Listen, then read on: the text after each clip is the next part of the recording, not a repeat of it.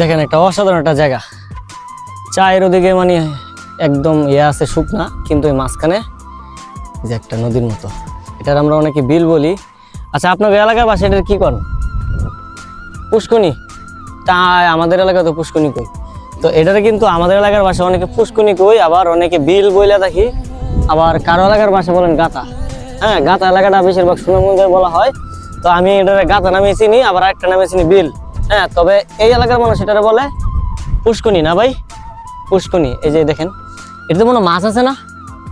এটাতে কিন্তু মাছ আছে। সারা বছর যখন যেদিকে পানি থাকে, পুরো এলাকায় পানি থাকে, পানি যখন থাকে যেটা কিন্তু একটা গাড়া, অনেক গাড়া দেখার পর এই যে এখানে কিন্তু পানিটা জমে থাকে। পানিটা জমে থাকার কারণে অনেক মাছ এই জায়গায় আটকা পড়ে।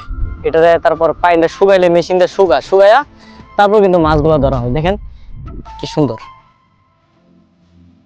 খুব সুন্দর না? খুব সুন্দর। এটা তো কেরানীগঞ্জের হাওরের মাঝখানে পড়ছে, এটা কেরানীগঞ্জের একদম মাঝখানে। আর এদিকে দেখেন একটা টাওয়ার।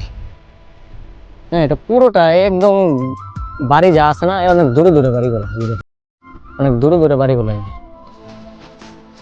মোটামুটি ভালো দূরে বাড়িগুলো।